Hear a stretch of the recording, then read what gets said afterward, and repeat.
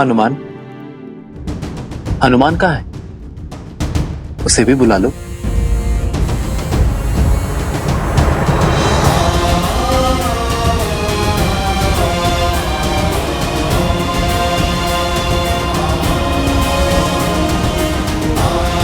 न जाने उन्हें आप पे किस दुख का आभास हो रहा था, क्या चिंता खा रही थी उन्हें, जो वो अकस्मात ही लक्ष्मण काका श्री से मिलने अयोध्या की ओर बढ़ गए। भैया, लक्ष्मण तो अयोध्या में है ही नहीं। यदि हनुमान जी को सत्य का ज्ञात हो गया तो? नहीं अर्थात कहाँ गए लक्ष्मण काका श्री? क्या हुआ उनके साथ?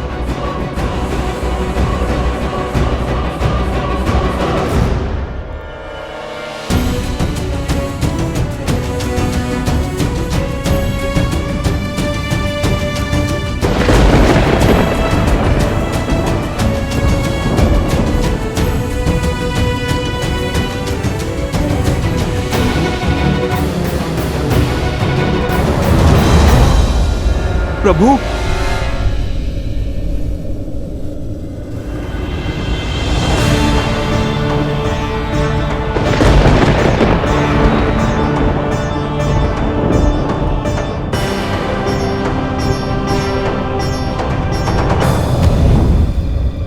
प्रभु, प्रभु, प्रभु। भैया,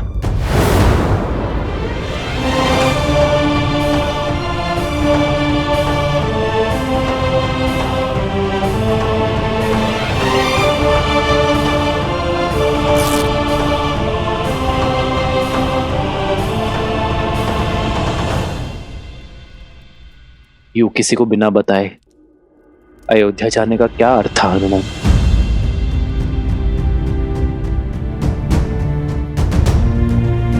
मुझे लगा मैं तुमसे छुपा लूंगा, किंतु ये कैसे भूल गया कि एक भक्त की श्रद्धा में भगवान को विवश करने की शक्ति होती है। हनुमान, मैंने तुम सबसे एक सत्य छुपाया है, और वो सत्य ये कि लक्ष्मण ने सरयू में जल समाधि ले ली है।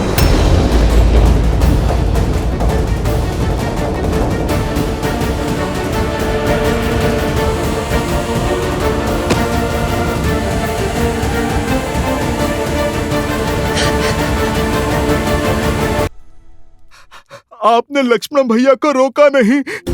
रोका था हनुमान, बहुत रोका था, किंतु मेरे लक्ष्मण ने ना रुककर इस संसार में धर्म और वचन का उदाहरण स्थापित किया है।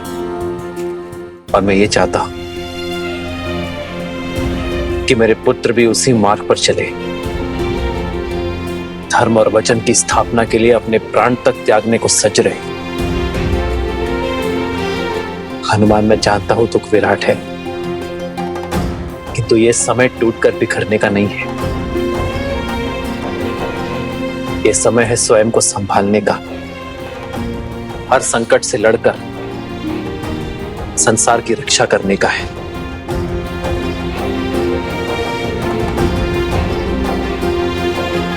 धर्म की स्थापना करना है, रघुकुल की रीत निभाना है। मेरा विश्वास करो हनुमान, और कोई समस्या नहीं है। ये अयोध्या और अयोध्यापति सकुशल है, इसलिए तुम चिंता छोड़ो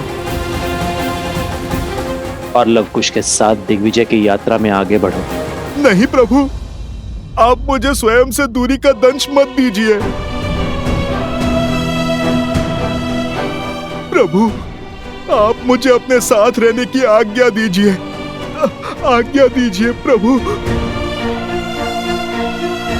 आप कहें या ना कहें, ये भक्त सब समझता है प्रभु। लक्ष्मण भैया के बिना आप कितने कष्ट में होंगे प्रभु। माता सीता, अब तो माता सीता भी नहीं है आपकी पीड़ा हरने के लिए। प्रभु, आप मुझे इस विकट घड़ी में स्वयं से पृथक मत कीजिए, मत कीजिए प्रभु।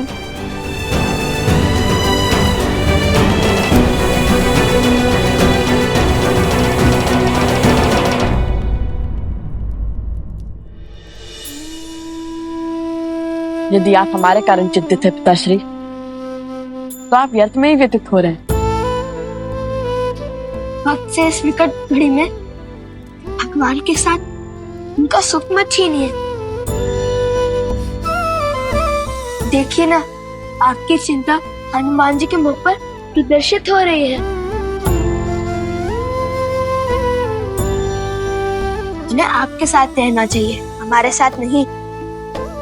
हम पर विश्वास कीजिए और ऐसे एक भक्त की आस मत तोड़िए।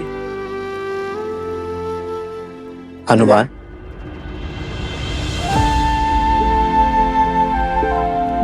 तो ठीक है, कल सूर्योदय होते ही हम पुरुषपुर की ओर प्रस्थान करेंगे, युद्ध का शंखनाद करेंगे।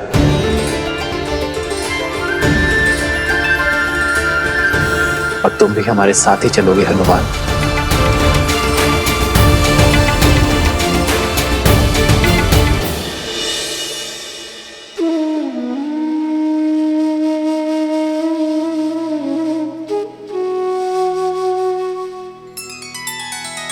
श्री रामचंद्र कृपालु भजु मन हरण भव भय दारुणम् नव कंज लोचन कंज मुख कर कंज पद कंजारुणम्। भगवान के अवतार का केवल नहीं गुणगान है, कैसे नारायण बने नर इसका पावन ज्ञान है। श्री राम श्री राम श्री राम श्री राम। आयुष्मान भव पुत्र।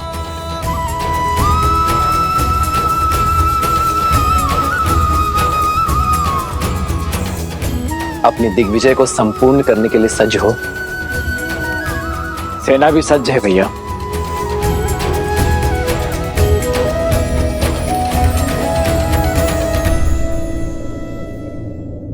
अपनी दिग्विजय की मद में रघुकुल की रीत, सूर्यवंश की कीर्ति को मत भूल जाना पुत्रों। ये सदैव स्मरण रखना कि विजय केवल शस्त्र से ही नहीं, चरित्र से भी होती है।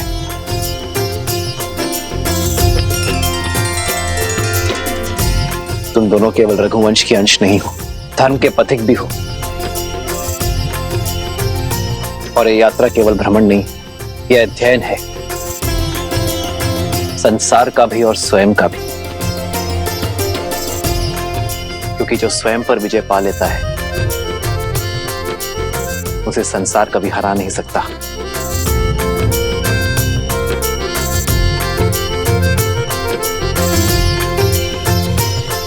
आयुष्मान भव। राम रचि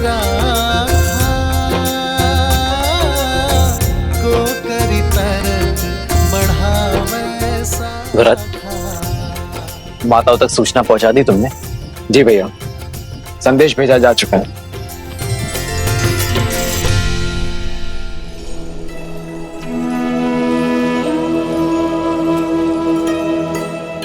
माता, पत्र आया है।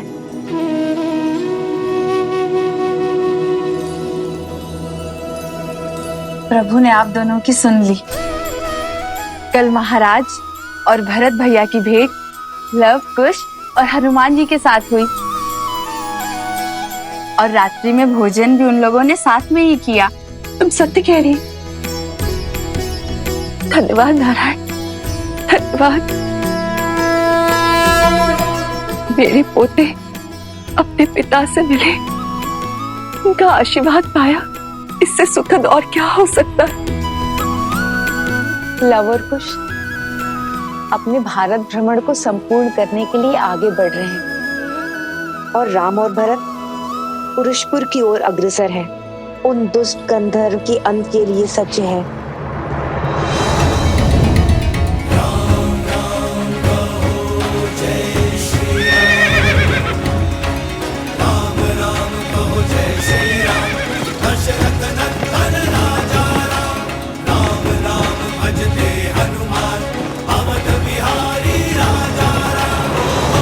कुछ क्षण ही सही, मन की शांति के लिए शीतल छाया तो मिली। आपका कोटि कोटि आभार प्रभु।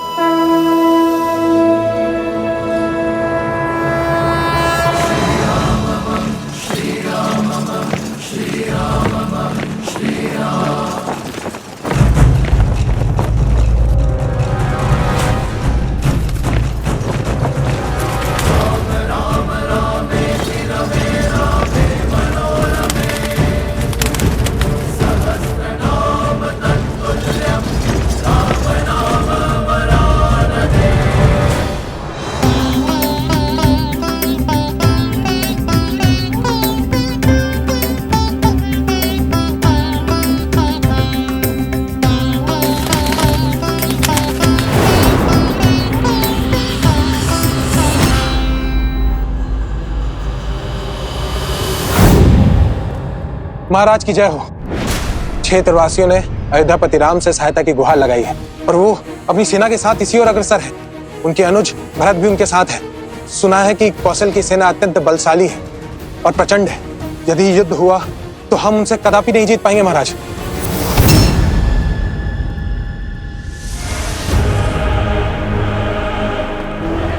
जिस सेना के विरुद्ध हमारी जीत असंभव है वो युद्ध भूमि तक पहुंचेगी नहीं।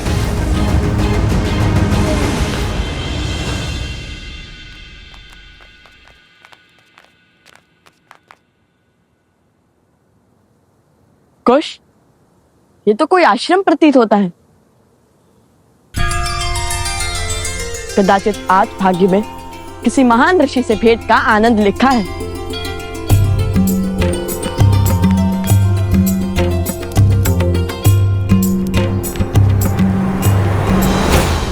कौन हो तुम? किससे मिलना है? वेशभूषा से नहीं समझे मित्र। हम ऋषि कुमार हैं। महात्मा ऋषियों से मिलने का मन किया तो चले आए। ये कोई धर्मशाला नहीं है, ये ऋषि अगस्त का आश्रम है। यहाँ बिना उच्च ज्ञान, उच्च गुरु और उच्च कुल के बिना कोई प्रवेश नहीं कर सकता। ऋषियों से कुल और वंश नहीं पूछा जाता। साधुओं से मिलने के लिए कुल की नहीं, संस्कारों की आवश्यकता होती है। हम ज्ञान के लिए एक यात्रा पर निकले हैं। अंदर बैठे गुरुवर से भेंट करना चाहते हैं। अब तो जाने दीजिए हमें भीतर। भीतर जाओगे? वो भी तुम दोनों? तुम दोनों इस क्षेत्र में रहने योग्य भी नहीं हो। गुरुवर के समीप जाना तो दूर की बात है। अरे बंधु, इतने सुंदर संसार में किस बात का रोष पाले बैठे हो? कोई समस्या है तो बताओ हमें। किसी ने दंड दिया है तो क्या सुनाओ? ये तो बड़े मायावी लगते हैं। इन्हें कैसे पता चला कि गुरुदेव द्वारा दंड स्वरूप हमें यहाँ पर खड़ा किया गया? पहेलियां मत बुझाओ, सत्य बताओ। तुम दोनों कैसे जानते हो कि हमें चिंता सता रही है? आपसे। मुझसे? भला मैंने कब बताया? समझ गया। ये दोनों केवल मायावी ही नहीं हैं, अत्यधिक चतुर भी हैं। ऋषि कुमारों के भेष में कौन हो तुम? सत्य कहो, अन्यथा संकट में पड़ जाओगे। अभी बताता हूँ। रुको। जो परिचय दिया है वही सत्य है। यदि मन में कोई शंका है तो मत मानो, किंतु हम ऋषि अगस्त से मिले बिना कहीं नहीं जाएंगे। ऋषि अगस्त के द्वारपालों को चेतावनी? रुको, अभी तुम्हें ऋषिवर के पास लेकर के जाते हैं। अब वही तुम्हारा सत्य से आवरण हटाएंगे। देखो मेरी चाल, लो भैया सज जाइए। ऋषि अगस्त से मिलने का सौभाग्य प्राप्त होने वाला है।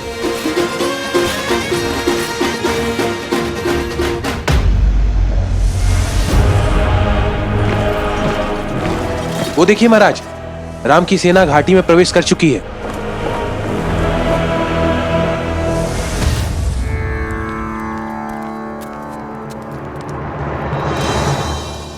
गुरुदेव प्रणाम। गुरुदेव, ये बालक आपसे मिलने की हट कर रहे थे। वेश तो किसी ऋषि कुमारों वाला है, किंतु आत्मविश्वास किन्हीं राजकुमारों सा है। इतना अहंकार तो किसी मायावी दानव में नहीं होता जितना इन दोनों में है। जानते हो ये दोनों कौन है? अवश्य, मायावी धूर्त हैं दोनों। नहीं, अयोध्यापति श्री राम और देवी सीता के पुत्र लवकुश हैं। प्रभु श्री राम और सीता माता के पुत्र। हमें क्षमा कर दीजिए, हमें क्षमा कर दीजिए ऋषि कुमार, नहीं राजकुमार, आपको पहचानने में हमसे भूल हो गई। उठो उठो मित्र।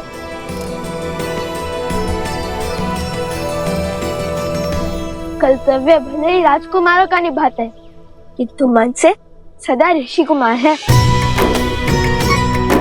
हम भारत भ्रमण पर निकले हैं। हर अंतर, हर भेद को समाप्त करने निकले हैं हम, ना कि उसे बढ़ाने या उसका बढ़ावा देने। अति उत्तम। तुम्हारी वाणी में तुम्हारे हृदय की पवित्रता झलकती है। भारत भ्रमण की इस यात्रा का उद्देश्य तुम्हारी चेष्टा से कहीं अधिक विशाल है। मुझे तो तुम दोनों की कब से प्रतीक्षा थी। हमारी प्रतीक्षा? तुम्हारा यहाँ आना मात्र संयोग नहीं है लवकुश, एक बहुत बड़ा युद्ध तुम्हारी प्रतीक्षा कर रहा है। एक असुर जो अपने मन में तुम्हारे प्रति द्वेष का दंश भरे बैठा है, वो तुम्हारे अंत को आतुर है। ये युद्ध साधारण युद्ध नहीं होगा। ये शत्रु तुम्हारे अन्य शत्रुओं से बढ़कर बलशाली है।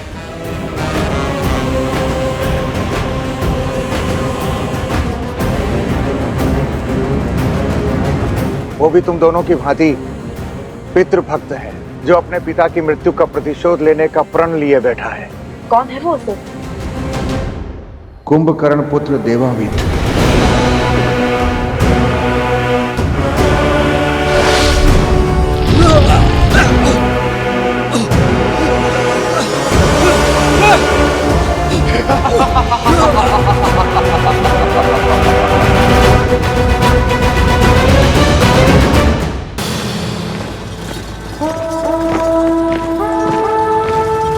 रुको, रथ रोको।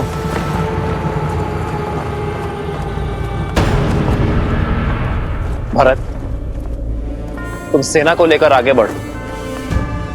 मेरे पीछे सेना की एक छोटी टुकड़ी पीछे छोड़ते हुए सेना का नेतृत्व करो।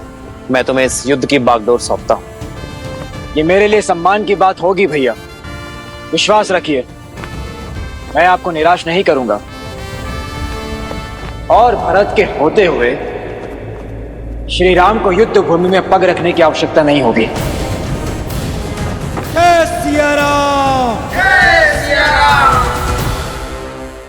महादेव, शत्रु की शक्ति और युक्ति जानते हुए भी श्री राम ने भरत को अकेले आगे क्यों बढ़ने दिया? वो उनके साथ क्यों नहीं गए?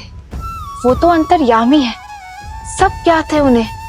आपके प्रश्न का उत्तर भी आपके प्रश्न में ही छिपा हुआ है। जो अंतर्यामी है, जिन्हें सब ज्ञात है, उनसे भला इस युद्ध के परिणाम और प्रभाव कैसे छिपे रह सकते हैं? किंतु संकट का आभास ही तो संकट को टालने में सहायक होना चाहिए ना। सच्चा नायक वो नहीं जो अपने शौर्य की ओट में संसार के प्राणियों को जीवन के संघर्षों से बचाए, अपितु सच्चा नायक तो वो है जो उन्हीं प्राणियों को जीवन के संघर्षों से जूझने के लिए सज्ज करे। जो पक्षी पवन के वेग की परीक्षा को पार न कर सके, वो भला आकाश का स्पर्श कैसे कर सकता है? श्री राम भी भरत के शौर्य को आकार दे रहे हैं। उन पर आज भरोसा कर उन्हें कल के लिए, भविष्य के लिए तैयार कर रहे हैं। क्योंकि अब राम के अयन का अगला अध्याय आरंभ होने वाला है, जो इस युद्ध से बहुत अधिक विराट है, जिसका उद्देश्य विश्व विजय नहीं, जगत का कल्याण है।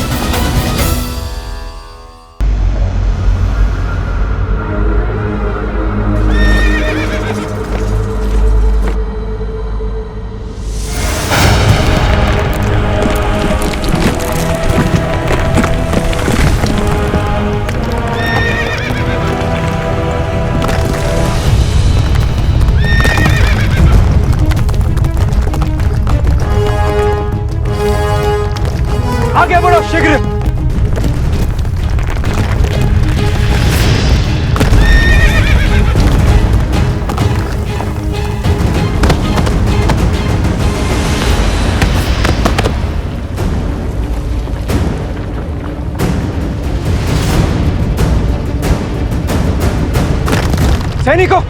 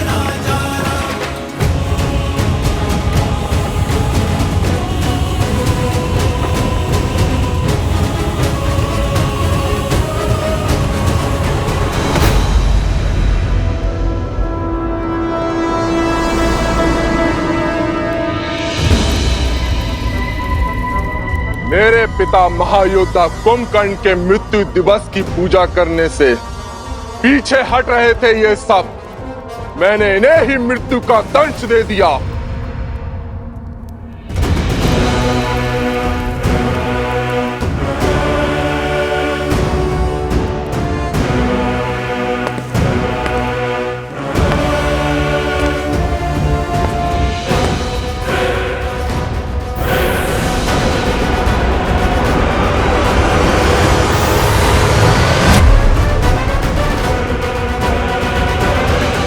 किसी भी अन्य नगर, द्वीप, राज्य से पंडित लाओ, उन्हें हमारे प्रजाजन दास के रूप में भेंट करो। साम, दाम, दंड, भेद कुछ भी करके उन्हें यहां लाओ। जो वो फिर भी ना आए तो उन्हें कहीं और जाने की स्थिति में मत छोड़ो। मेरे पिता महान थे, शूरवीर थे, भ्रातृभक्त थे, किंतु षड्यंत्रकारी राम ने उनकी सांस और उनका सम्मान दोनों छीन लिए। आज नहीं तो कल उस राम को अपने किए का दंड भोगना ही होगा।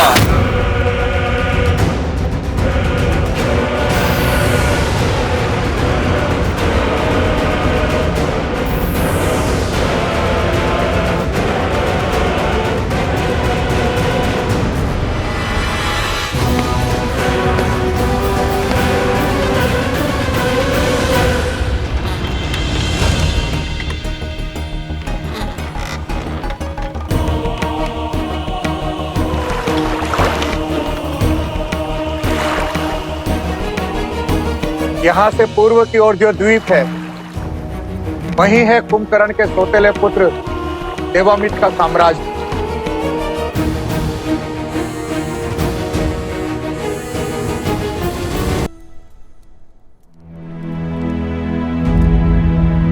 हनुमान, भरत के अकेले युद्ध में उतरने की चिंता सता रही है तुम्हें। ये रामायण उद्देश्यों का आयन है हनुमान, और मेरा एक उद्देश्य अभी शेष है। कैसा उद्देश्य प्रभु?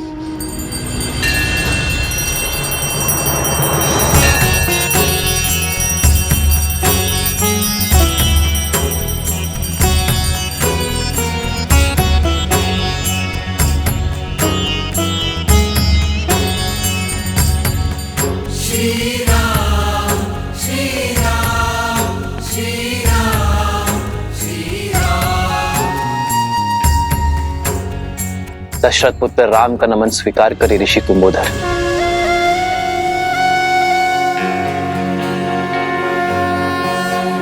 मेरा तप और भक्ति आपकी शक्ति बने श्री राम। आशीर्वाद के रूप में आपने तो संपूर्ण संसार दे दिया मुझे।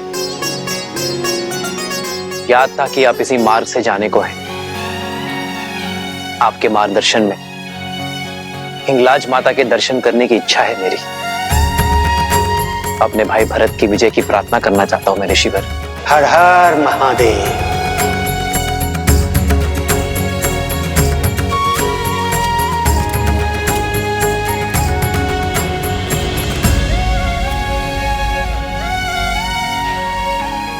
प्रभु प्रभु, मार्ग बहुत लंबा है और विकट भी। ऐसे आप बिना पादुकाओं के आप कैसे? जगत जननी के दर्शन करने जा रहा हूं मैं हनुमान। जितना कष्ट सहूंगा उतना ही उत्तम होगा, और फिर सुख की शैया से दुख की धरा में उतरने को ही तो संतुलन कहते हैं। मां के द्वार पर सब समान है। वहां ना ही कोई राजा है और ना ही कोई रंक, सभी याचक हैं, सभी श्रद्धालु हैं।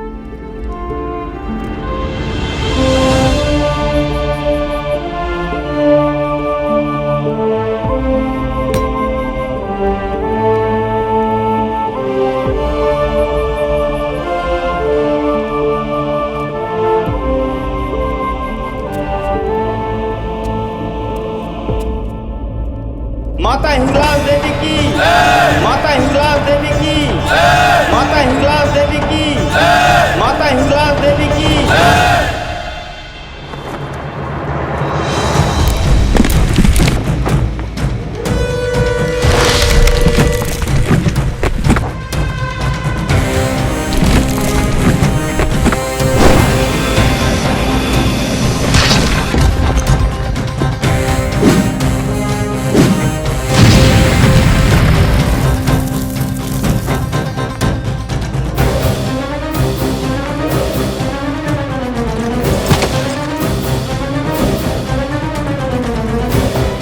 आगे बढ़ो शीघ्र।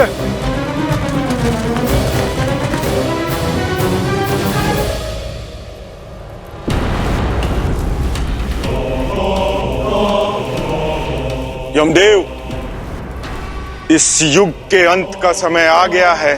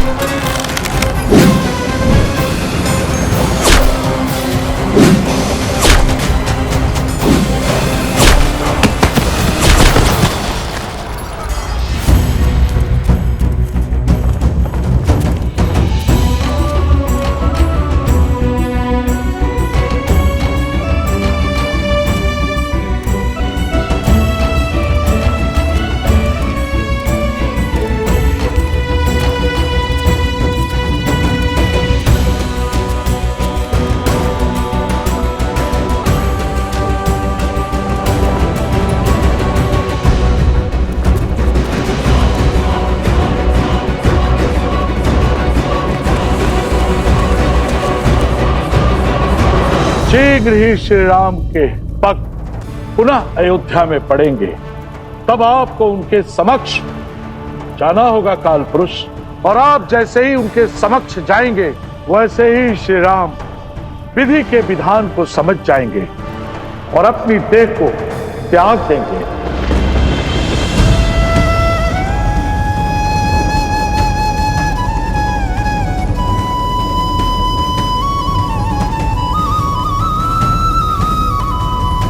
महादेव, मन की शंका सत्य का रूप ले रही है। महादेव, ये नियति का कैसा लेख है? यहाँ लवकुश किसी अपरिचित स्थान की ओर प्रस्थान कर रहे हैं और वहां भरत अकेले ही इस युद्ध की बागडोर थामे खड़े हैं। एक और काल पुरुष और यमराज श्री राम के समक्ष जाने को सज्ज हैं, तो दूसरी ओर हनुमान श्री राम से पृथक होने को तैयार नहीं। राम का आयान अब क्या मोड़ लेने वाला है?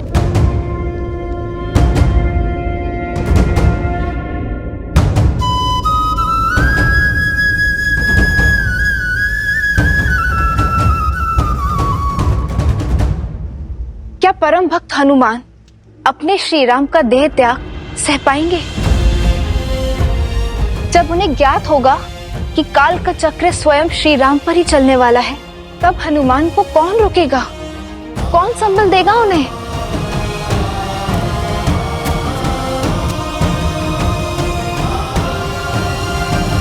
अब तो हनुमान क्षण भर के लिए भी श्री राम से पृथक नहीं होने वाले। ऐसी परिस्थिति में काल की स्थिति कैसे उत्पन्न होगी? और हनुमान स्वयं आपके अवतार हैं। भला आपको हराने का सामर्थ्य किसमें है? नियति के निर्णय को और भाग्य के लेख को बदला नहीं जा सकता देवी। यदि नियति को नियंत्रित करना संभव होता तो क्या स्वयं नारायण के अवतार श्री राम को वनवास का दंश सहना पड़ता? क्या देवी सीता धरती में समाहित होती? क्या श्री राम के अनुज लक्ष्मण इस प्रकार मृत्यु को वरण करते?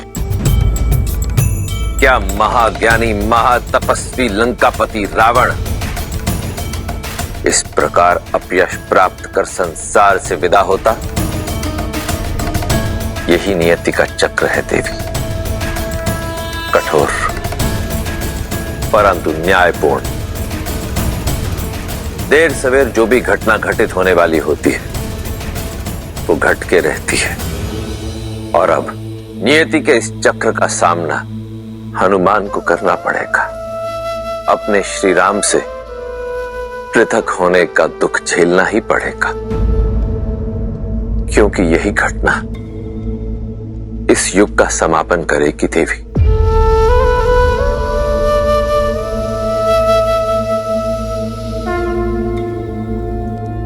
हिंगलाज देवी की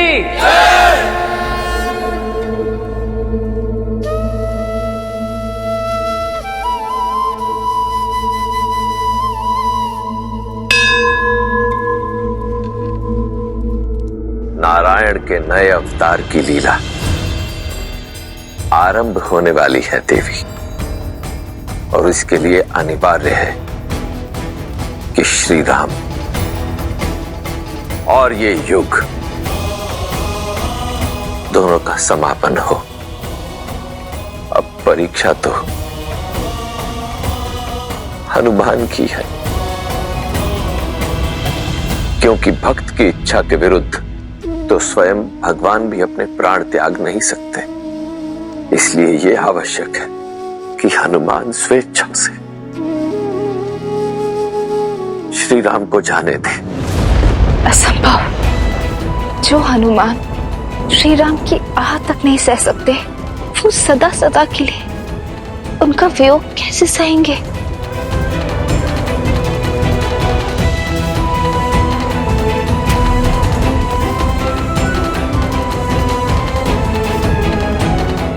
हनुमान, मैं कुछ समय यही ध्यान लगाना चाहता हूं। भरत और लवकुश के लिए प्रार्थना करना चाहता हूं।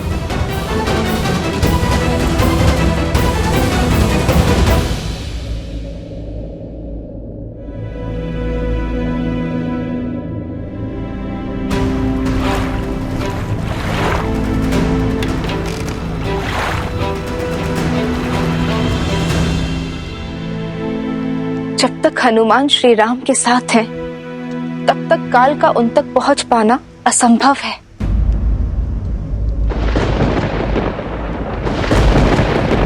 संपूर्ण त्रिलोक इस प्रश्न से चिंतित है देवी, और अब इसका उत्तर भी त्रिलोक ही ढूंढेगा। नारायण नारायण।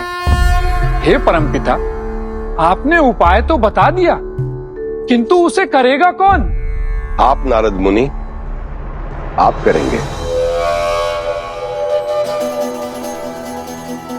अब अद्भुत अद्भुत परमपिता। आप देखिए, मैं अपना हर कार्य मन में आनंद और मुख पर मुस्कान के साथ करता हूं, और नियति के संचालन में प्रभु श्री हरि मेरा उपयोग करते हैं। किंतु साक्षात महादेव के अंश श्री हनुमान के साथ ये नहीं नहीं नहीं नहीं नहीं, नहीं। आप परमपिता इस घोर संकट को हम मोल नहीं ले सकते। नारायण नारायण।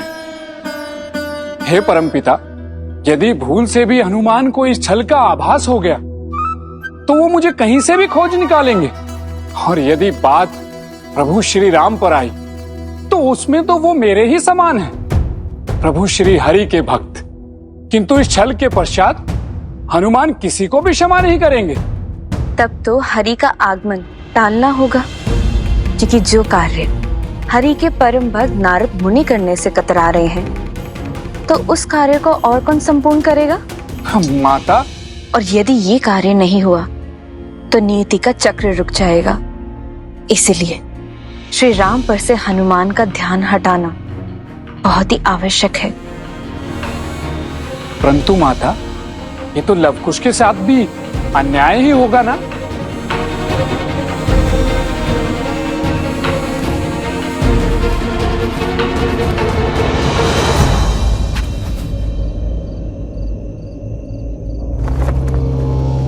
देवामित्र बहुत बड़ा पितृभक्त है। वो अपने पिता को ईश्वर के समान पूजता है। वो राजा तो बन गया, किंतु उसकी दरिद्र प्रजा संसार को उपहार के रूप में बांटी जाती है। अपनी युक्ति और नीति से उस क्षेत्र के 7 द्वीपों पर उसका आधिपत्य है। उसके लिए संपूर्ण संसार में कोई महत्व रखता है तो वो है उसका पिता कुंभकर्ण। उसका एक ही उद्देश्य है, अपने पिता कुंभकर्ण की मृत्यु का प्रतिशोध लेना।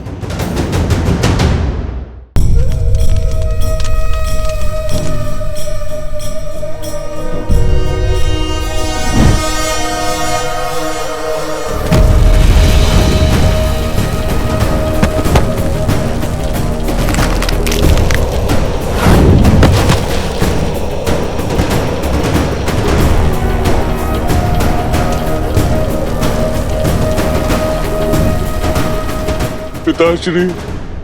किंतु कुंभकर्ण उसकी माता करकोटी का दूसरा पति था। देवामित्र के पिता अनुलोमा को महाराज दशरथ ने देवासुर संग्राम में मार गिराया था। मैं आपका अंश तो नहीं हूं, किंतु मेरी विधवा माता से विवाह कर आपने मुझे अपने पुत्र की भांति पाला, मुझे स्नेह दिया, प्रेम की छाया दी, और एक दिन उस राम ने मुझसे मेरा संसार, मेरा पिता छीन लिया।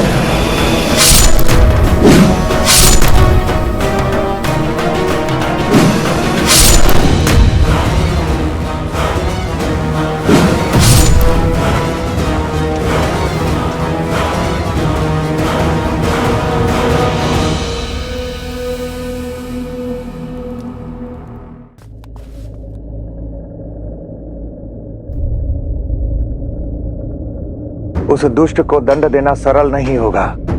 शक्ति के साथ साथ युक्ति का मार्ग भी खोजना होगा। हम सब ऋषि और तुम ऋषि कुमार पूजा के लिए सज होने का स्वांग करके वहां जाएंगे। वहां तुम दोनों उसकी मृत्यु का मार्ग खोजोगे और प्रजा को उसके अधर्म और पाप से मुक्त कराओगे। जो आ गया ऋषिवर।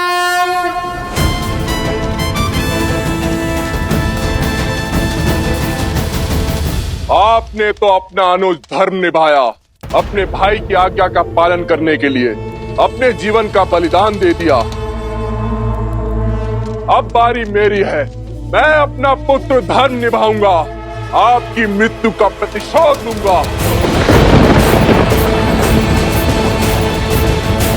अब प्रतीक्षा है तो बस एक अवसर की, जब मैं राम के कुल का सर्वनाश कर सकूं।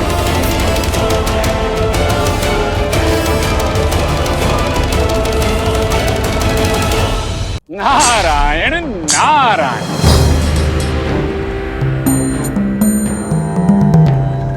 प्रणाम देव ऋषि। आंसू पूछो देवामित्र, अश्रु भविष्य और लक्ष्य दोनों को धूमिल कर देता है। रोते ही रहोगे तो आगे कैसे बढ़ोगे? तो वो क्या है, कभी कभी सत्य समक्ष होता है, किंतु हम अपने भावों के भंवर में, दुख और कष्ट में उसे देख ही नहीं पाते। अपनी दृष्टि स्पष्ट करो और देखो, अवसर समक्ष है। बढ़ जाओ प्रतिशोध के मार्ग पर आगे। सहायता की मनसा से आए हो तो पहेलियां मत बुझाओ। यदि मुझ में आपकी बात का सार समझने जितनी बुद्धि होती तो मैं इस क्षेत्र नहीं, संपूर्ण संसार का महाराज होता। इसलिए राजनीति छोड़िए, जो कहना है स्पष्ट कहिए। मेरी बात और उसका सार केवल इतना सा है कि पिता ने पिता का अंत किया, तो क्यों ना इस बार प्रतिशोध पूर्ति के लिए पुत्र पुत्रों का संहार कर दे। नियति ने अवसर दिया है, चूको मत। तुम्हें ज्ञात नहीं होगा, किंतु मुझे है। जब तुम एक बालक थे तो तुमने एक पक्षी की रक्षा की थी, उसके प्राण बचाए थे, और उसी कर्म का फल देने आज मैं ब्रह्मदेव के आदेश से यहां आया हूं। फिर भी यदि तुम्हें नारद राजनेता लगता है तो जाने दो। नारायण नारायण। अरे रुकिए नारद मुनि, आप तो बुरा मान गए। आप अपने पधारने का प्रयोजन बताइए। तो सुनो, अयोध्यापति श्री राम के पुत्र लव और कुश अगस्त्य ऋषि के साथ इसी ओर आ रहे हैं।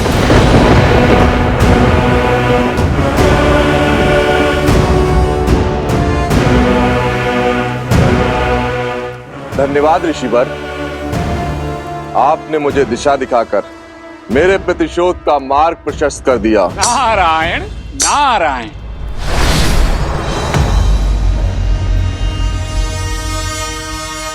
दीर्घबाहु, दुर्पाक्ष, कायासुर, भर्मासुर, तुम सब ने अपने तप से देवताओं से असंभव वरदान प्राप्त किए हैं। अब उनके उपयोग का समय आ गया है। जाओ, लवकुश और अगस्त ऋषि, जैसे ही वो मिले उन्हें बंदी बनाकर मेरे समक्ष लाओ। फिर ये कुंभकर्ण का पुत्र राम के पुत्रों को ऐसी मृत्यु देगा जिसे देखकर संपूर्ण संसार कांप उठेगा। रघुवंश के नाश का शंखनाद होने को है। लवकुश की मृतदेह के साथ राम को संदेश भेजूंगा, उसे उनके कुल के अंत की सूचना दूंगा।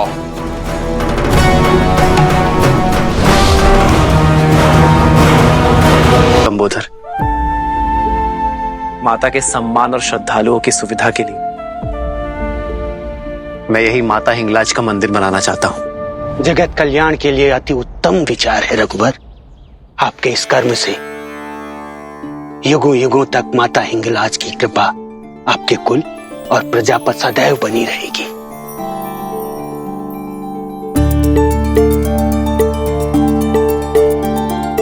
हे माता,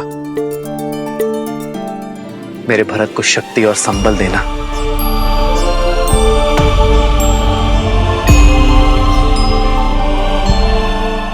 यदि शक्तिशाली होने का अर्थ शक्तिहीन का जीवन दुर्बल बनाना है, उन्हें कष्ट पहुंचाना है, तो स्मरण रहे इस अथाह संसार में तुम्हारी शक्ति की भी काट है। तुमसे भी शक्तिशाली जीव इस संसार में उपस्थित है। इसीलिए बल का दंभ छोड़ो और प्राणी मात्र का दुख समझने का प्रयास करो। धर्मात्मा होने के नाते मैं तुम्हें राम नाम लेने का अंतिम अवसर देता हूं। मूर्ख हो तुम, मूर्ख। तुम्हारी ये बातें तुम्हारी निर्बलता की सूचक हैं, तुम्हारे भय का प्रतीक हैं, तुम्हारे भय का प्रमाण है।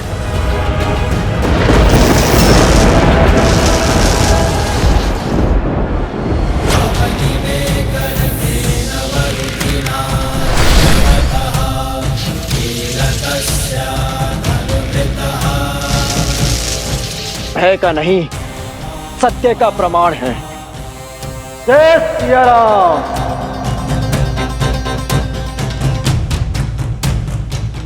बोलो हिंगलाज देवी की, बोलो हिंगलाज देवी की।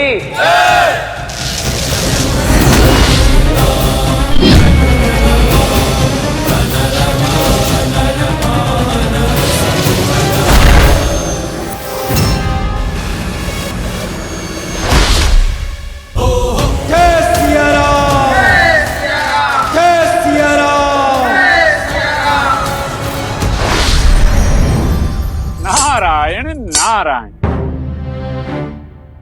नारद जी आप यहाँ? आप इतने अचंभित क्यों हो गए हनुमान? एक भक्त दूसरे भक्त से मिलने नहीं आ सकता? अवश्य अवश्य। ये तो मेरा सौभाग्य है कि आप मुझसे मिलने पधारे। परंतु नारद जी, आप बिना उद्देश्य के कहाँ किसी से मिलने आते हैं? आज आपका कैसे आना हुआ, ये सोचकर थोड़ा सा चिंतित हूँ मैं। हाँ, बात तो अब चिंता की ही है। सोचा श्री राम से भेंट करने से पूर्व आपसे मिल लेता हूँ, किंतु चलिए अब सारी बातें उन्हें ही बता देता हूँ। चिंता केवल इतनी ही है कि कहीं प्रभु श्री राम अधिक व्यथित ना हो जाएं। नारायण नारायण। देवर्षि, भक्त के होते हुए आप भगवान को क्यों चिंतित करते हैं? प्रभु हिंगलाज माता के मंदिर का पुनर्निर्माण करवाने में व्यस्त हैं। आप कृपा करके मुझसे कहिए ना। नहीं, मैं राजकुमार भरत के पास जाता हूँ। नारायण नारायण। रुकिए, भरत भैया तो गंधर्वों के साथ युद्ध में लगे हैं। आप मुझे बताइए ना, बात क्या है? बता तो दूं, किंतु आप मेरी सहायता कैसे करेंगे हनुमान? आप तो प्रभु श्री राम की रक्षा में लीन हैं। मुनिवर, आप मुझे समस्या तो बताइए, समाधान मैं खोज लूंगा।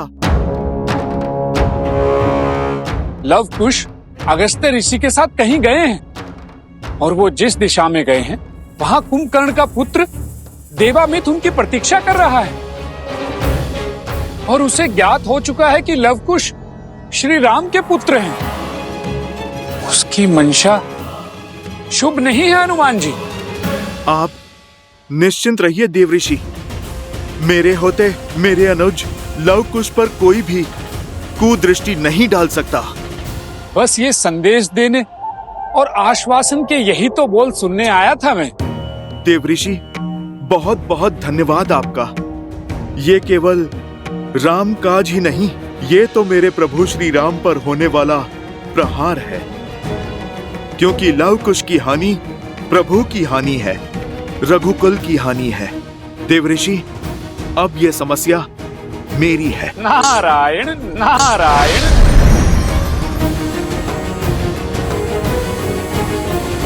चलो हम चारों सभी द्वारों की रक्षा करते हैं।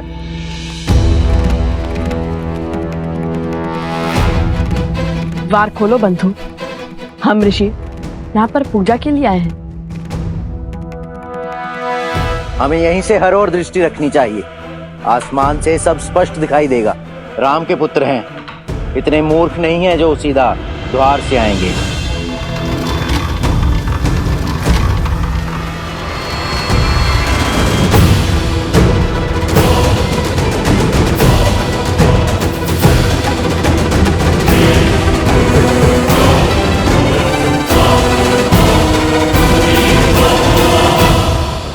बालकों, कौन हो तुम? हम ऋषि कुमार लव और ऋषि कुमार कुश हैं।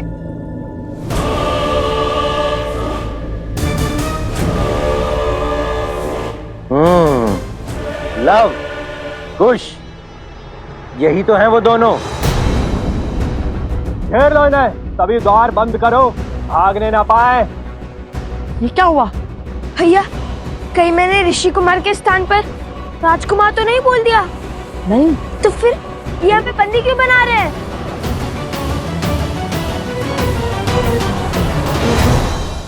परमपिता, आपका कहा कार्य संपूर्ण हुआ।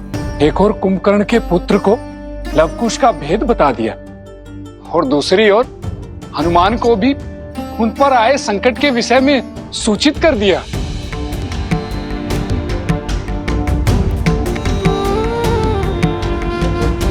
पुत्र, हरि का कार्य कर। तुम्हारी आंखों में अश्रु क्यों? मुख पर पश्चाताप की पीड़ा क्यों? तुमने जो किया है वह अति आवश्यक था। हनुमान को श्री राम से पृथक करने का केवल एक यही मार्ग था। और यदि श्री राम हनुमान से पृथक नहीं हुए तो? क्षमा कीजिए परमपिता, मैं आपकी बात को काट रहा हूं, किंतु जिस राम नाम के स्मरण मात्र से ही हनुमान तर जाते हैं, उनकी तनिक सी समस्या से विचलित हो उठते हैं। मुझे और इस संपूर्ण संसार को उस हनुमान पर टूटने वाले कष्ट से भय लग रहा है परमपिता। जब श्री राम अपनी देह त्यागेंगे, तब न जाने हनुमान अपना दुख कैसे प्रकट करेंगे। नारायण नारायण। परमपिता, सत्य कहूं तो मैं आज उनकी आंखों में उस दुख के भाव को देखकर आया हूं। आप सबको इस संसार की चिंता है, किंतु इस भक्त को तो उस भक्त की चिंता है। ये कष्ट कैसे सहेंगे हनुमान? परमपिता, जिनका संपूर्ण जीवन राम है और जो राम उनमें बसते हैं वही नहीं रहेंगे तो हनुमान कैसे जी पाएंगे? कैसे अपना जीवन चक्र संपूर्ण कर पाएंगे? नारायण नारायण।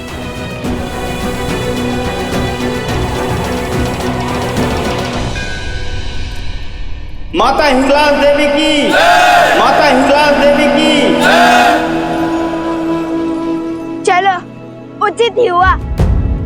अब तुम्हारे अंत का शुभारंभ करते हैं।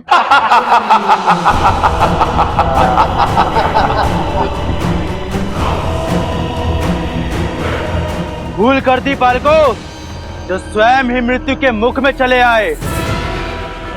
हमारे महाराज देवामित कुंभकर्ण के पुत्र वर्षों से प्रतिशोध की अग्नि में जल रहे हैं। इतने छोटे से कार्य के लिए महाराज को क्यों कष्ट देना? इनका अंत यहीं कर देते हैं और इनके शरीर को उपहार के रूप में महाराज को देते हैं।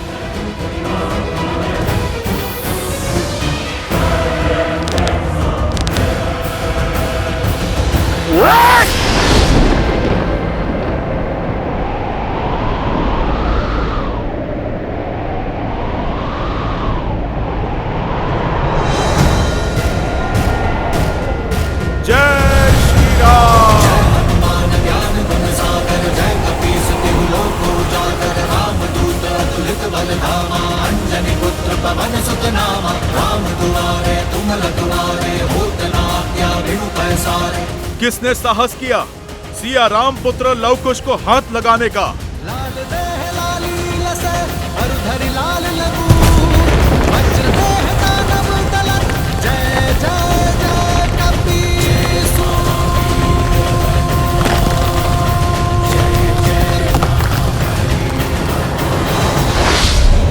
प्रणाम ब्रह्मदेव।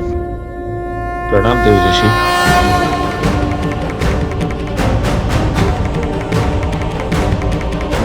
ब्रह्मदेव, हनुमान जी लव कुश की सहायता के लिए पहुंच गए हैं और एक एक कर सभी असुरों का अंत कर रहे हैं। नारायण नारायण। अर्थात अधर्म के विध्वंस का आरंभ हो भी चुका है। बस हनुमान जी के लौटने से पूर्व श्री राम अयोध्या पहुंच जाए, अन्यथा परमपिता की योजना और मेरा प्रयास दोनों ही विफल हो जाएंगे।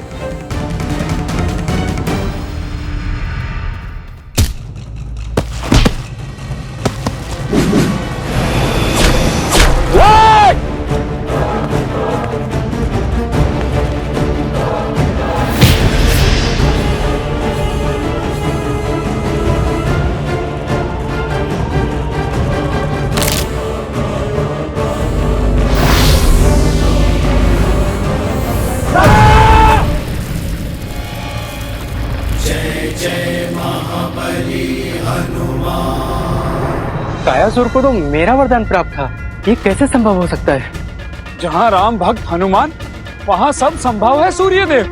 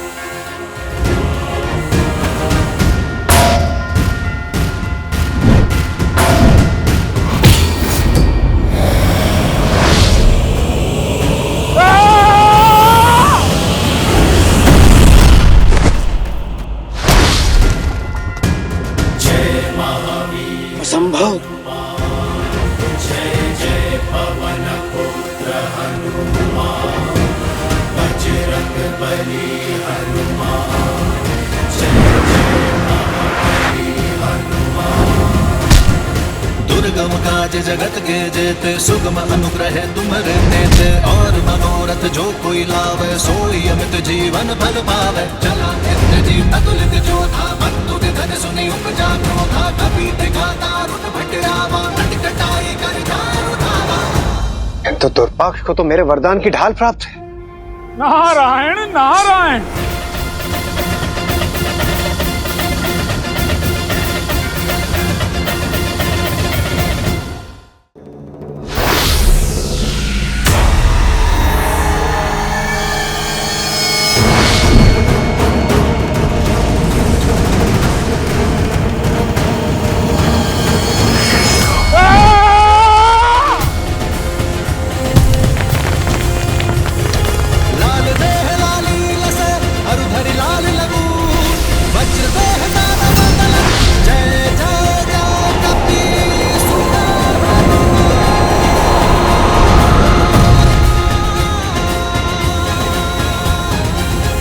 भीमासुर को तो मैंने वरदान दिया था। अर्थात सभी देवताओं के वरदान हनुमान जी के एक प्रहार के आगे परास्त हो गए। नारायण नारायण। जो असुर हम देवताओं द्वारा प्रदान किए कवच धारण कर युद्ध भूमि में उतरे थे, उन्हें एक एक कर हनुमान जी धूल में मिला रहे। मुझे तो है उन वरदानों का जो हनुमान जी को हमने बालपन में दिए थे। यह कहीं अधिकार देकर खुद हम पर भारी न पड़ जाए। जिन तीनों लोकों के संचालन का उत्तरदायित्व हम देवताओं पर है, आज वो तीनों लोक हनुमान जी की मुट्ठी में है। वो स्वयं रुद्र का स्वरूप है। हम चाहकर भी उनका कुछ नहीं बिगाड़ सकते। शांत हो जाइए आप सब, धैर्य रखिए और ये आस भी कि हनुमान अपने बल का प्रयोग करते रहें, बुद्धि का नहीं। क्योंकि यदि उनकी बुद्धि चली कि उन्हें हमारी छल का आभास हो जाएगा, अर्थात ज्ञात हो जाएगा कि हमने ही उन्हें श्री राम से पृथक करने का प्रयास किया है। यदि ऐसा हुआ तो नारायण नारायण।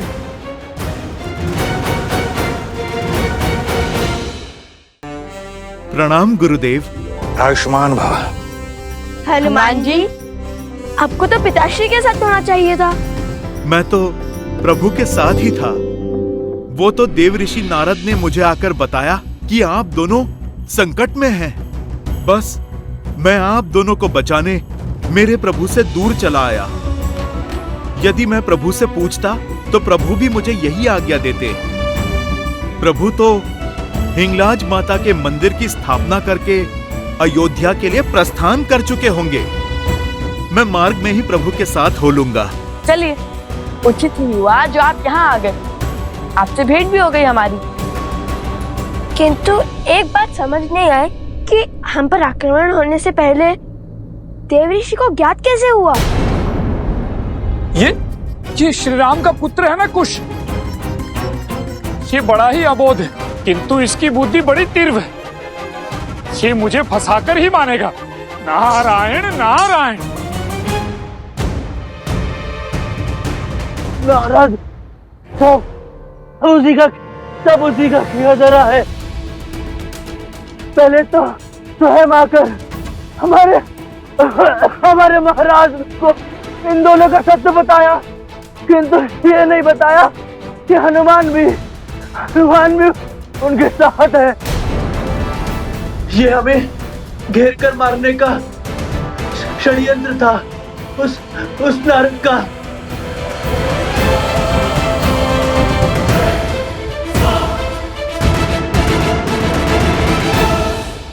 नारद, सब उसी का किया जा रहा है।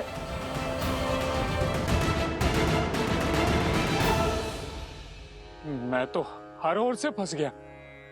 अब क्या होगा नारद? नारायण नारायण। हे परमपिता, आप ही कुछ कर सकते हैं। रक्षा कीजिए, रक्षा कीजिए माता।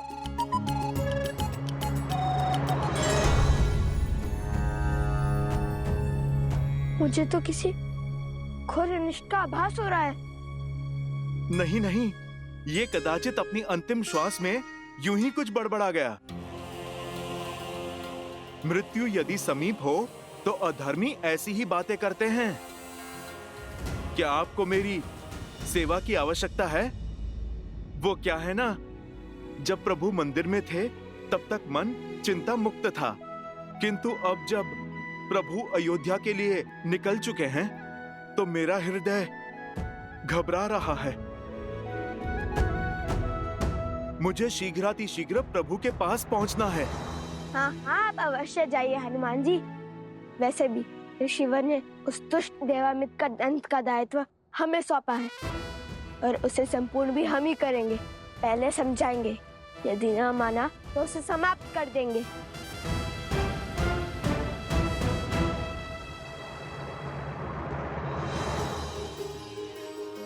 अवश्य, मैं चलता हूं।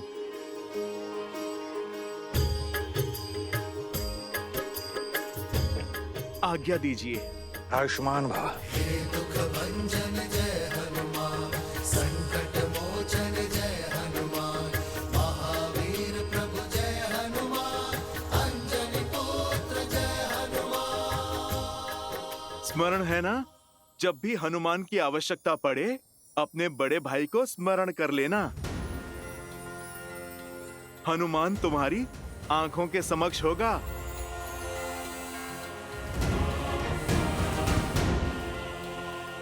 जय श्री राम। जय जय पवन पुत्र हनुमान, बजरंग बली हनुमान, जय जय महाबली हनुमान।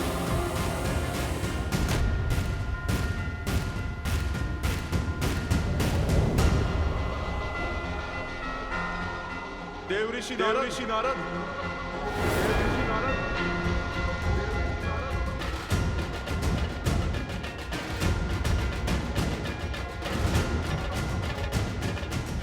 देव ऋषि नारद। देव ऋषि नारद, हनुमान जी को अब आप ही रोक सकते हैं। जाइए और रोकिए उन्हें। नहीं नहीं, वो पवन पुत्र हैं, रुद्र रूप है, ना जाने वो क्या ही कर दे। अब तो मुझे केवल एक ही भाव बचा सकता है, प्रभु की शरण। प्रभु की शरण? तो आप क्या पृथ्वी पर जाने वाले हैं? नहीं नहीं, नंदनवन में। नंदनवन? कहीं भी जाओ, ना हनुमान की दृष्टि से बच पाओगे और ना ही उनके प्रश्नों से। हाँ, उचित होगा कि आप स्वयं जाके उन्हें सत्य बता दें और उन्हें समझाने का प्रयास करें, क्योंकि आप ब्रह्मांड के किसी भी कोने में क्यों ना हो, वो आपको खोज ही लेंगे।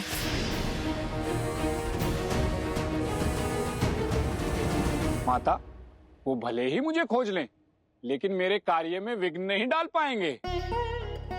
उन्हें बिना उत्तर पाए ही लौटना होगा। नारायण नारायण।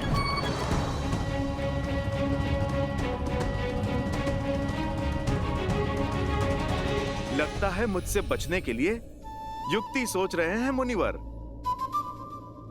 चलिए आज फिर आंख मिचोली का खेल खेल लेते हैं।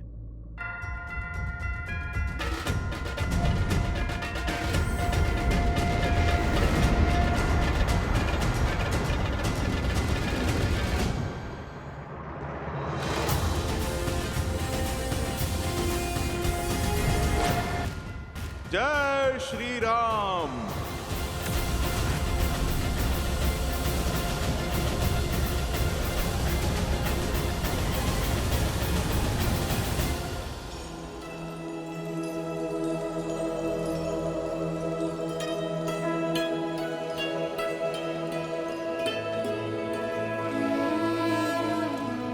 नारायण नारायण।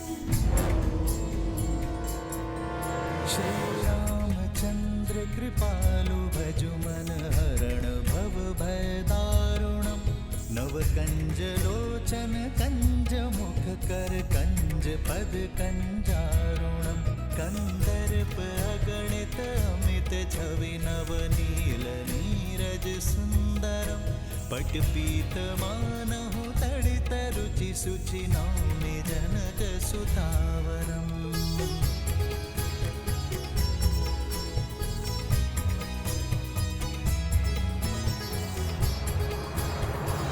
युक्ति तो अद्भुत निकाली है नारद ने। हनुमान हरि के भजन में कभी विघ्न नहीं डालेंगे। यमदेव, यही उचित समय है। देवऋषि नारद ने श्रीहरि के भजन से हनुमान जी को बांध दिया है और श्री राम भी अयोध्या पहुंचने ही वाले हैं।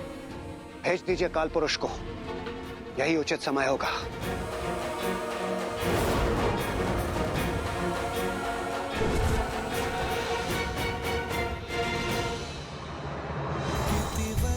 तुलसीदास शंकर शेष मुनि मन रंजनम मम हृदय कुंज निवास कुरु कामादि खल दल गंजन।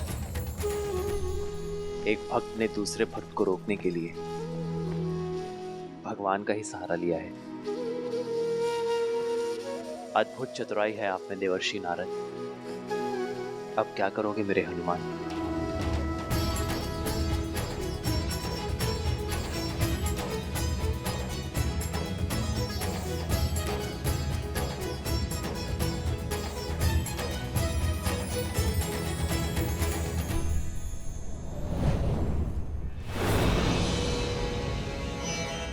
काल पुरुष, आपके प्रस्थान करने का समय आ गया है।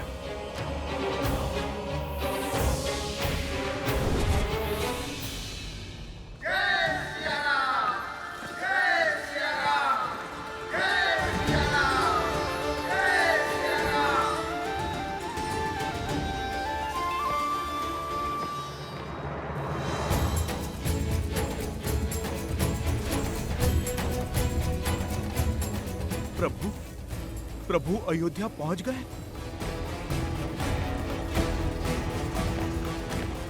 तो नारद मुनि मुझे टालने के लिए प्रभु के भजन में लीन हैं। मैं उन्हें रोक तो नहीं सकता, किंतु एक भक्त दूसरे भक्त की भक्ति में रम तो सकता है।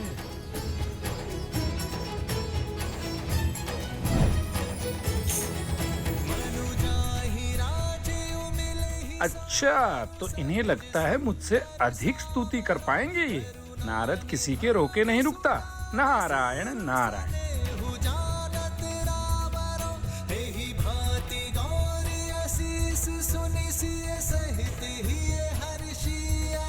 तुलसी भवानी पूज पुनि पुनि मुदित मन मंदिर चली, मुदित मन मंदिर चली, मुदित मन मंदिर चली।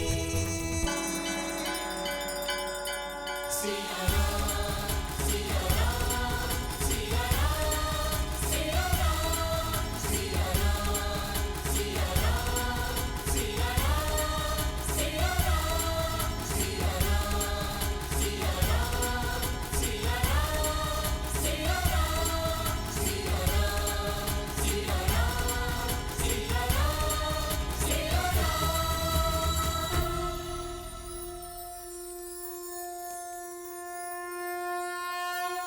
लीजिए, बुद्धि के धनी हनुमान ने इस संकट का हल खोज ही लिया है।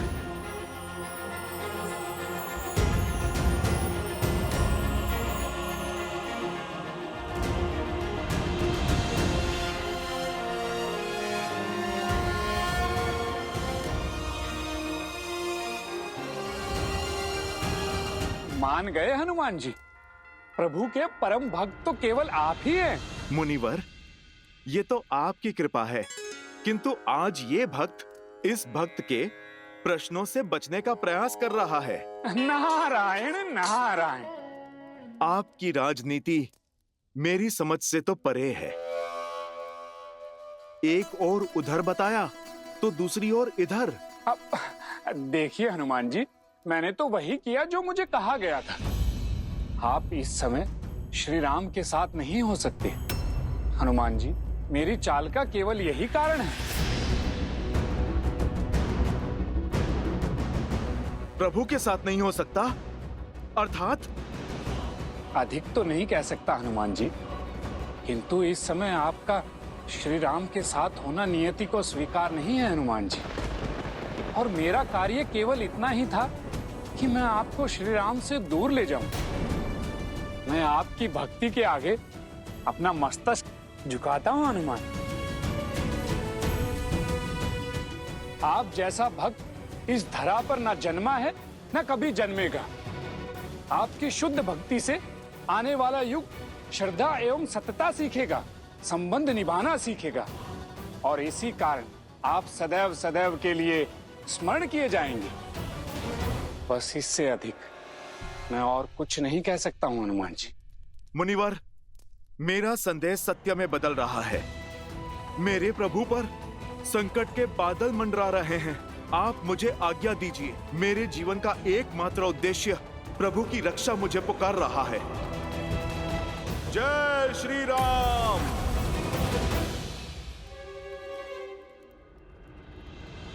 प्रभु,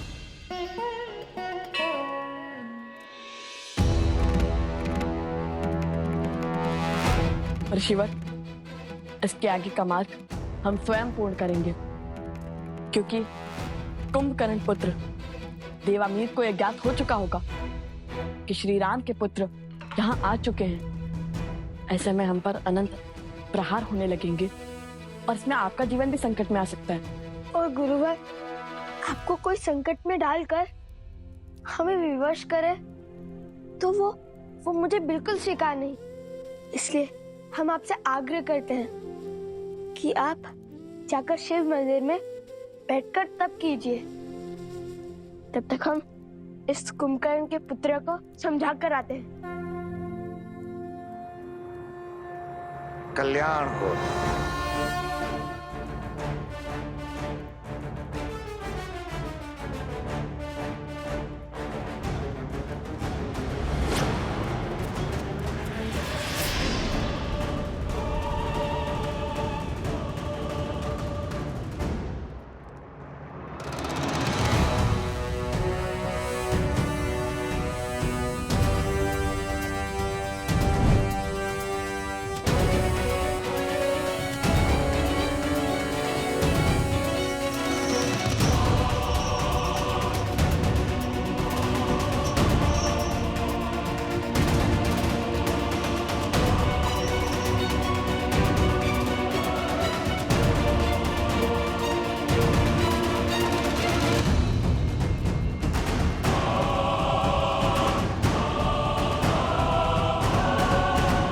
चिंता की कोई बात नहीं है मां। लवकुश सकुशल है और भरत पर भी कोई संकट नहीं है। मेरे भरत ने युद्ध जीत लिया है और मैंने भरत को उसी क्षेत्र में उसके 2 पुत्रों के नाम से राज्य तक्षशिला और पुष्कलवती स्थापित करने का आदेश दे दिया है। राज्य के निर्माण के पश्चात वो लौट आएगा मां।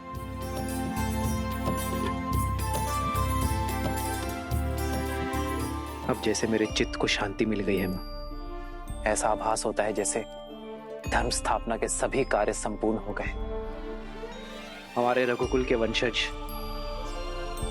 राज्य की बागडोर संभालने के लिए, इस वंशज को आगे ले जाने के लिए पूर्णतः सज्ज है।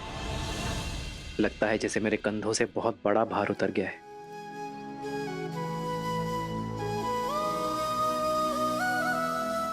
श्री राम श्री राम श्री राम श्री राम।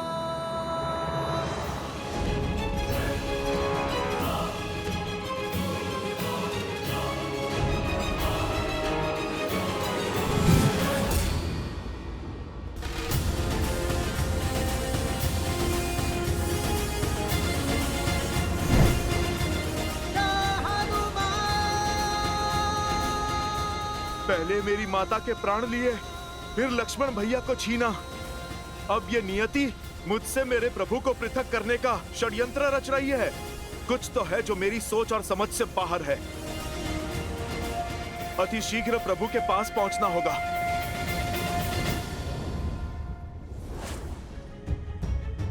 प्रणाम ब्रह्मदेव।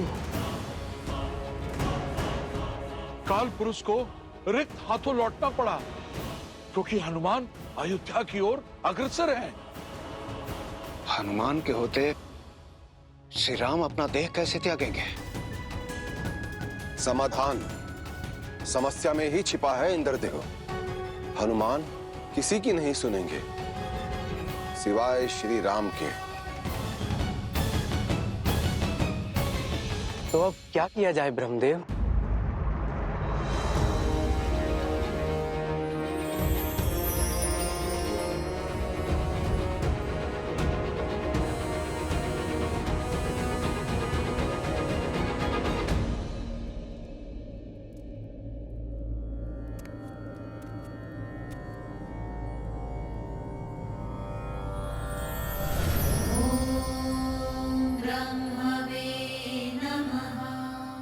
प्रभु, इस समय आप यहाँ बताइए किस प्रयोजन से आए हैं? एक समस्या है श्री राम, जिसका समाधान समस्या में ही छिपा है। हमारे संकट का निवारण आप हैं श्री राम। मैं उसी दुविधा के हल के लिए यहां उपस्थित हुआ हूं, जिसके लिए आप भी चिंतित हैं हनुमान।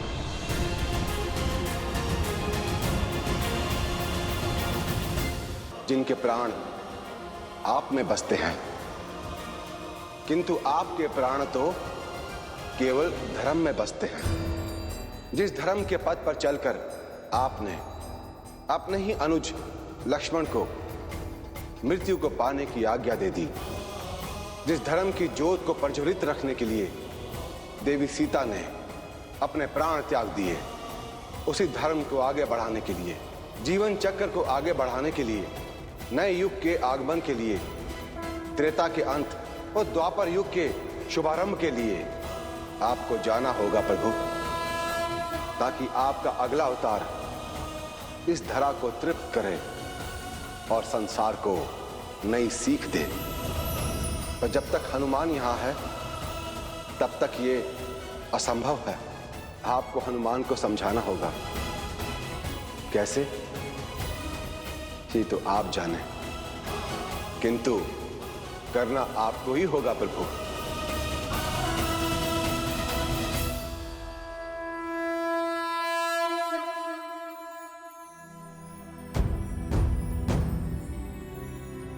हनुमान प्रभु,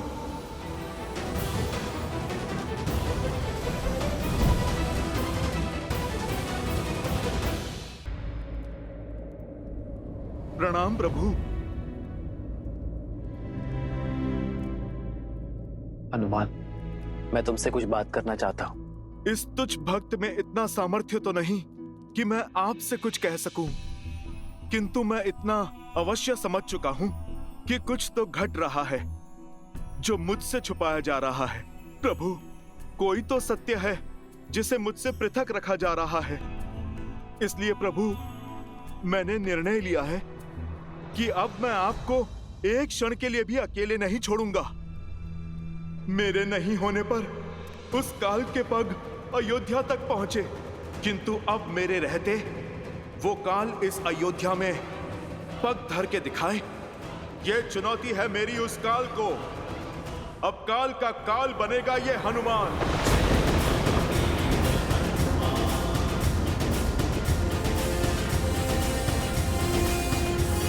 मुझे मेरे प्रभु से कोई भी पृथक नहीं कर पाएगा, कोई भी नहीं प्रभु।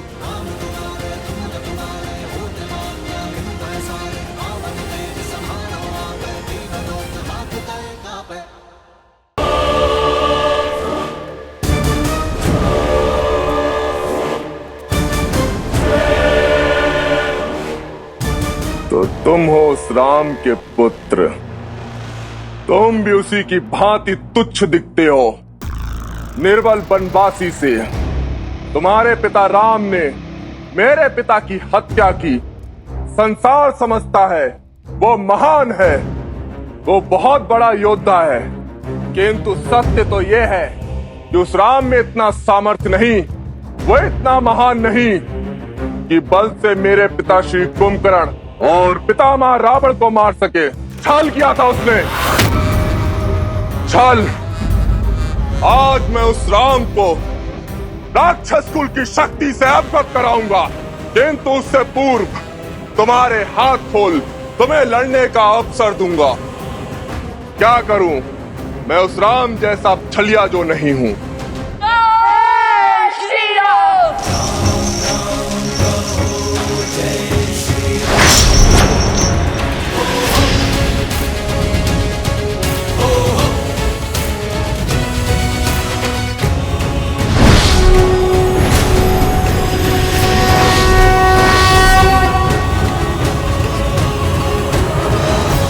बंदी बना लो इन्हें।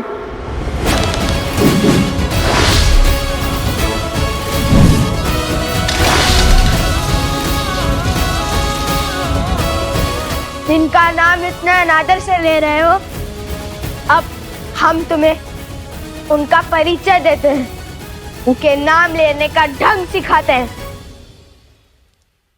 रघुकुल शिरोमणि, कौशल नरेश, अयोध्यापति, दशरथ नंदन श्री राम।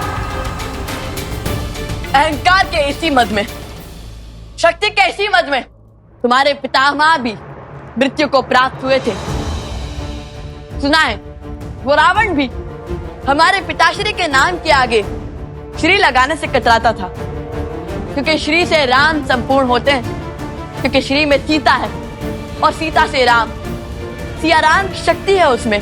अंत में वो रावण भी श्री राम कह के ही तो मरा था।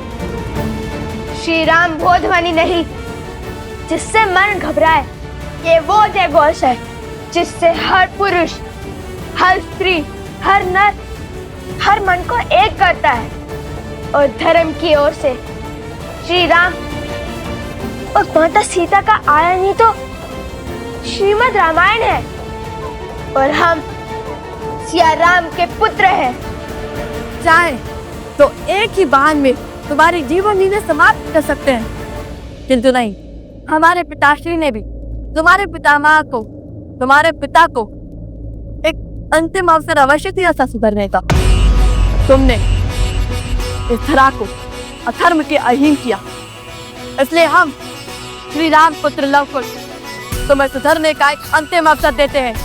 इस धरा पर धर्म स्थापित करने का एक अंतिम अवसर देते हैं हम तुम्हें। हम तुम्हारे द्वार पर तुम्हारी प्रतीक्षा करेंगे।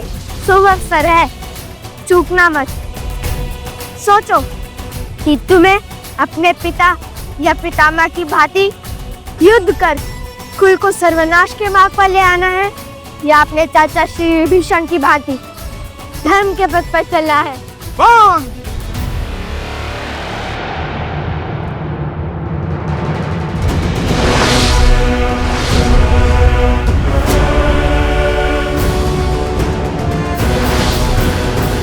निर्बल था, विश्वासघाती था वो विभीषण, जो शत्रु के आगे नतमस्तक हो गया।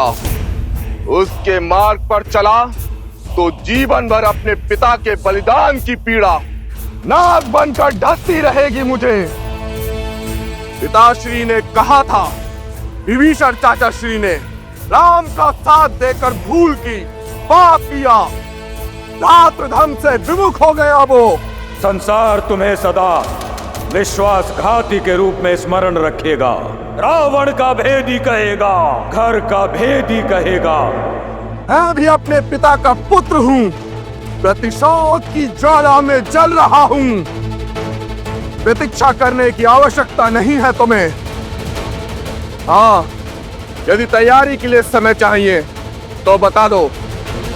अगले पहर के पश्चात मैं अकेला युद्ध भूमि में खड़ा मिलूंगा तुम्हें। यदि तुम दोनों ने मुझे हरा दिया तो मेरी यह असुर सेना जीवन भर विभीषण के साथ मिलकर तुम्हारे राम के मार्ग पर चलेगी। किंतु यदि मैंने तुम दोनों को हरा दिया तो संपूर्ण अयोध्या में असुरों का राज होगा। बोलो, लगाओ अपने धन के लिए अपने पिता का सिंहासन दांव पर। यदि है सामर्थ्य, अपने बल, अपने रथ, अपने कुल पर विश्वास, तो उतरो युद्ध भूमि में, ना मुझसे। देखो, मैंने भी अपना राज्य दांव पर लगाया है, फिर तुम्हें किसने रोका है?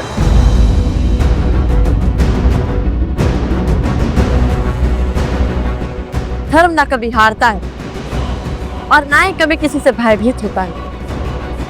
हम शर्त के पास में नहीं बनते, किंतु एक वचन अवश्य देते हैं। शीघ्र ही इस स्थान से तुम्हारी अधर्म की सत्ता का अंत होगा। यहाँ धर्म का संचालन होगा। जय सिया राम।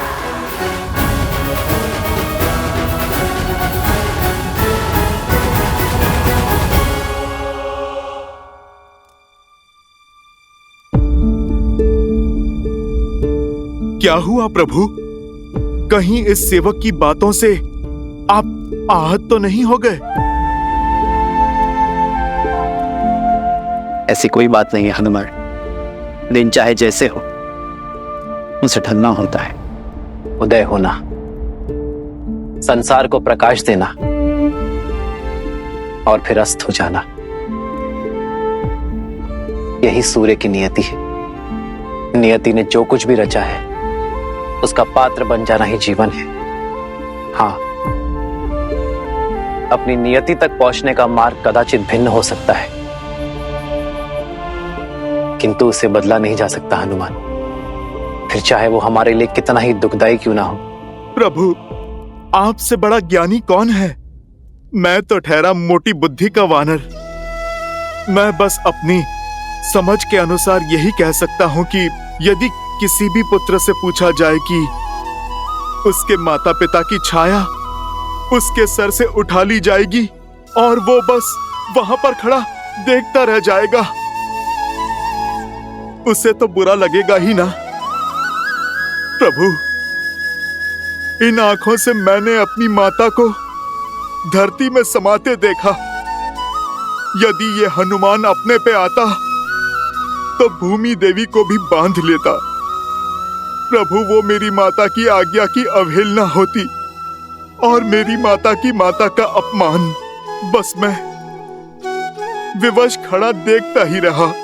मैं उस पीड़ा के सागर से उभर भी नहीं पाया कि उस काल के पैर इस अयोध्या में फिर पड़े और अपने लक्ष्मण भैया को अपने सामने इस संसार से जाते देखता रहा। प्रभु, तब भी आपके आदेश और लक्ष्मण भैया के हट के आगे मैं हार गया। प्रभु, पर अब इस हनुमान की धैर्य की सीमा चूक गई है और अब मैं ये स्वीकार नहीं करूंगा कि मेरे रहते मेरे प्रभु श्री राम या रघुकुल के किसी भी सदस्य पर कोई भी समस्या आए। प्रभु, मैं स्वयं काल के समक्ष खड़ा हो जाऊंगा, चाहे इसके लिए ये नियति मुझे कोई भी दंड दे।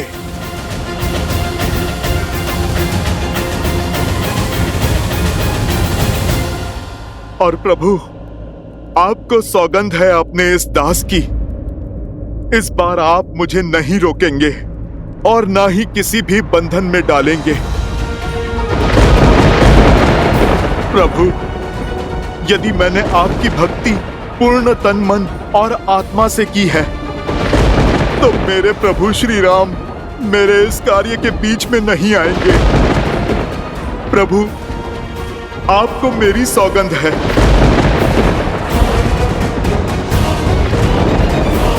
ब्रह्मदेव, ये क्या कर दिया हनुमान ने? एक और श्री राम हनुमान की सौगंध से बंधे हैं और दूसरी ओर हनुमान काल चक्र के मध्य में बाधा बनकर खड़े हैं। माता सरस्वती, अब आप ही कोई मार्ग सुझाइए। देवराज, भले ही मैं ज्ञान की देवी हूँ, लेकिन भक्ति के आगे ज्ञान हार ही जाता है। हनुमान के सामने मैं स्वयं ही असहाय हूँ। हनुमान त्रेता और द्वापर के मध्य में संकट बनकर खड़े हैं और हम देवताओं से उन्हें अभय प्राप्त होने के साथ साथ चिरंजीवी होने का आशीष भी प्राप्त है। तब कौन हरेगा हमारे इस संकट को? क्या हुआ यमदेव, आप बड़े विचलित हैं? विचलित तो सृष्टि का चक्र हो रहा है ब्रह्मदेव, और बाधा क्या है आप स्वयं जानते हैं ब्रह्मदेव। यदि काल अयोध्या के भीतर नहीं पहुंचा तो जिन लोगों का जीवन काल पूरा हो चुका है और वो लोग अपने समय से ऊपर जी रहे होंगे, सारा संतुलन ब्रह्मदेव भंग हो जाएगा। केवल श्री राम नहीं, और भी लोगों का जीवन चक्र हनुमान ने अपने हाथों से रोका हुआ है। यदि कोई मार्ग नहीं निकला ब्रह्मदेव, तो विवश होकर मुझे हनुमान पर बल प्रयोग करना होगा। महादेव वैसे भी ध्यान में लीन है, तो क्यों ना यमराज को एक अवसर दिया जाए, कदाचित वही कोई मार्ग निकाल ले।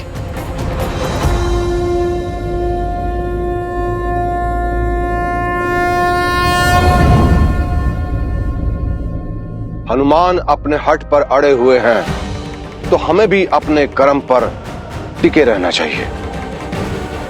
अनुमति है यमदेव? तो आज अयोध्या में काल प्रवेश करके रहेगा। मैं अपने सर्वश्रेष्ठ यमदूत को अयोध्या भेजूंगा।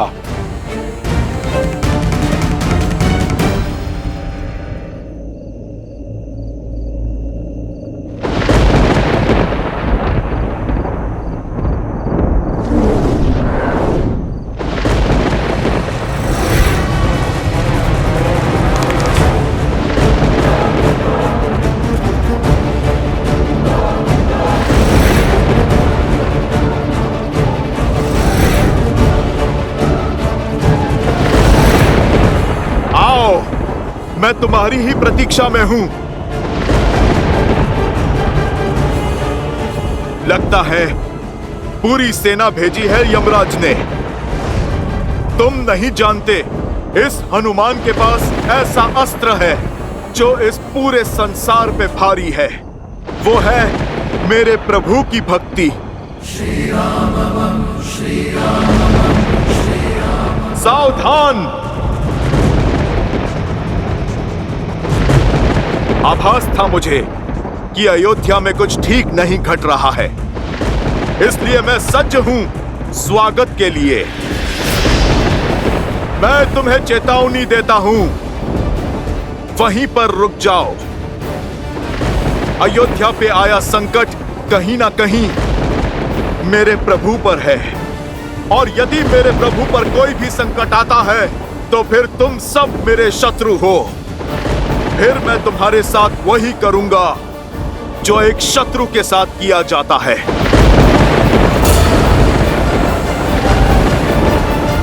जय श्री राम। जय महावीर हनुमान, जय जय पवन पुत्र हनुमान। यमदेव, मैं आपसे आग्रह करता हूं, आप अपने दूतों को लौटा लीजिए, अन्यथा इस राम भक्त हनुमान का क्रोध साक्षात काल भी नहीं सह पाएगा।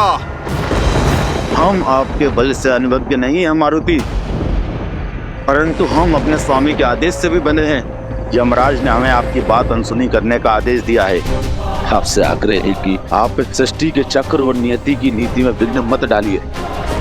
यदि आप अपने हट पर अड़े रहते हैं तो हम भी अपने आदेश का पालन करने को सज्ज हैं।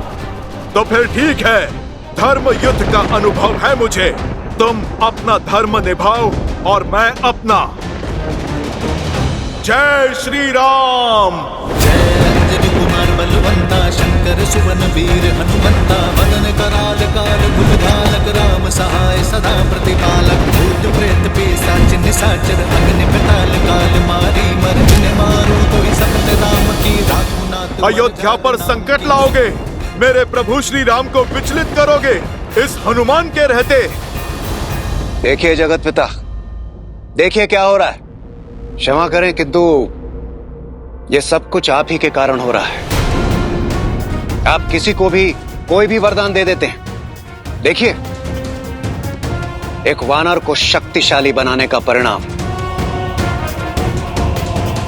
यमदूत को अपना काल दिखा रहा है, और चला है नियति के चक्र के मध्य एक बाधा बनकर। आपको ज्ञात होगा, आप ही ने दिया था ना वरदान अजय, अमर और चिरंजीवी होने का। अब वो आप ही के वरदान का दुरुपयोग कर रहा है और हम यहां विवश खड़े हैं, कुछ नहीं कर पा रहे। परंतु उनके पल के आगे झुककर हम अपना उत्तरदायित्व भी नहीं भूल सकते न इंद्रदेव। सृष्टि का नियम ना टूटे, इसलिए मुझे स्वयं हनुमान के समक्ष जाना होगा।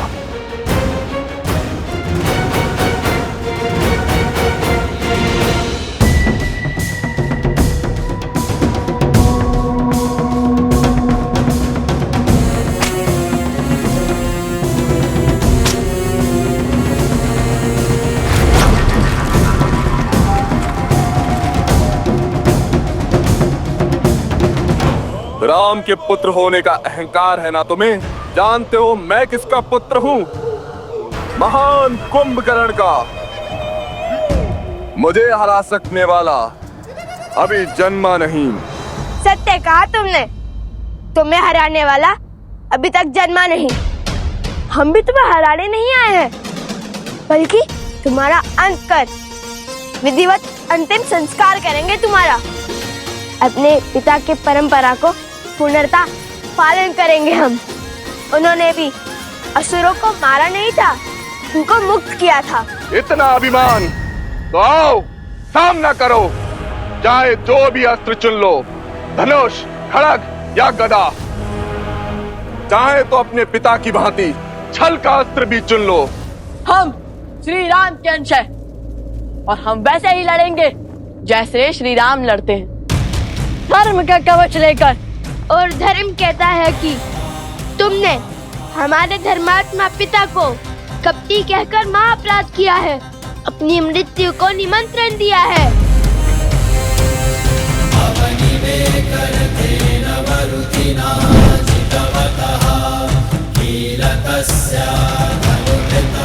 तुम्हें लगता है कि हमारे पिता छल और कपट से जीते थे? तो ठीक है, हम सिद्ध करेंगे कि श्री राम के रक्त में कपट नहीं। आज युद्ध बराबरी का होगा और हम भी वही अस्त्र उठाएंगे जिसमें तुम्हें महारत प्राप्त होगी। आज हम तुम्हारे नियमों से लड़ेंगे और उसी से तुम्हारा अंत करेंगे।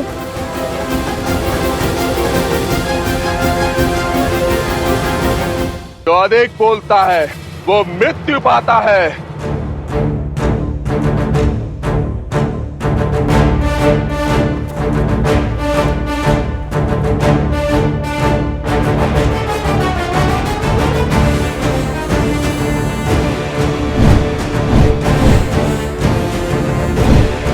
कुश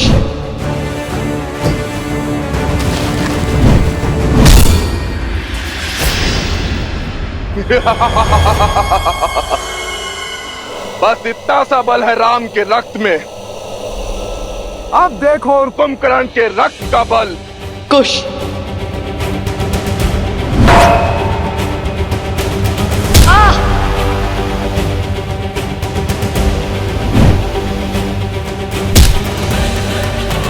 कुश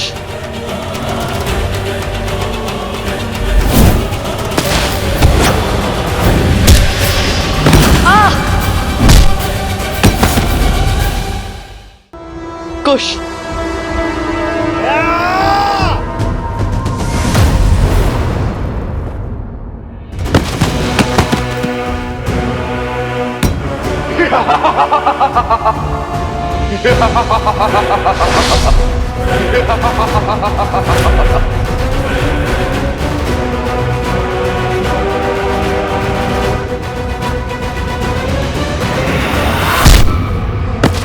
कुश